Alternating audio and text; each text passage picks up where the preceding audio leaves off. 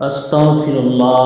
ভাইজান, আমাদেরকে সালাফি আকীদায় বিশ্বাস রাখতে হবে। আমি সেই বীরভূম থেকে এসেছি মুর্শিদাবাদে। আপনাদেরকে আমি দুটো পয়েন্ট বলবো। কবর পূজা ও মাজার ব্যবসা আমাদের সমাজে সবচেয়ে বড় শিরক চলছে। মাজারের নামে মৃত্যু পীরের কাছে সন্তান চায়, রোগ মুক্তি চায়, ব্যবসায় উন্নতি চায়। অথচ আল্লাহ বললেন, ওয়ান্নাল মাসাজিদা লিল্লাহি ফালা তাদউ মা'আল্লাহি আহাদা। মসজিদ সমূহ আল্লাহর জন্য, সুতরাং আল্লাহর সাথে কাউকে ডেকো না। যে পীর কবরে শুয়ে নিজেকে মশা মাছি থেকে বাঁচাতে পারে না, সে তোমাকে কি দিবে? তোমার দোয়া শোনার ক্ষমতাই তো তার নাই।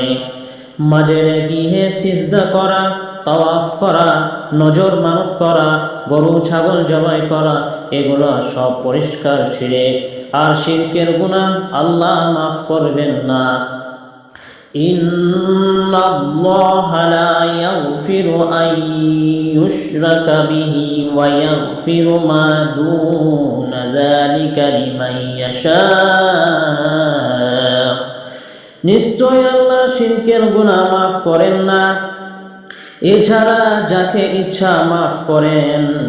তাই ভাই সব ফিরে আসুন, পীর মুরিদি ব্যবসা বাদ দিন, কোরআন সুন্নাহ আঁকড়ে ধরুন।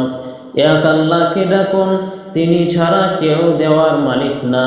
লা ইলাহা ইল্লাল্লাহর দাবি এটাই।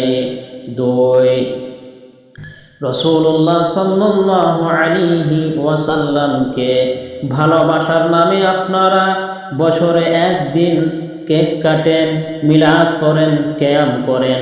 অথচ সাহাবারা রাসূলুল্লাহ সাল্লাল্লাহু আলাইহি ওয়াসাল্লামকে আপনাদের চেয়ে কোটি গুণ বেশি ভালোবাসতেন। তারা কি কখনো মিলাদ করেছেন, কিয়াম করেছেন? আবু বকর, ওমর, উসমান, আলী রাদিয়াল্লাহু আনহু কেউ করেন নাই। তাহলে আপনারা কার তরিকায় করেন? রাসূলুল্লাহ সাল্লাল্লাহু আলাইহি ওয়াসাল্লাম বলেছেন, মান আহদাসা ফি আমরিনা হাযা মা লাইসা মিনহু ফাহুয়া রাদ। যে আমাদের দিনের মধ্যে নতুন কিছু আবিষ্কার করলো যা তার অংশ নয়, তা প্রত্যেকটি কাজই হচ্ছে গুমরাহ।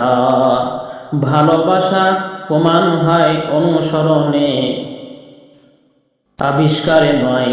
রাসূলুল্লাহ সাল্লাল্লাহু আলাইহি ওয়াসাল্লামকে ভালোবাসলে দাড়ি রাখুন, টুপি পরুন, টাকনুর ওপর কাপড় পরুন, 5 ওয়াক্ত সালাত করুন।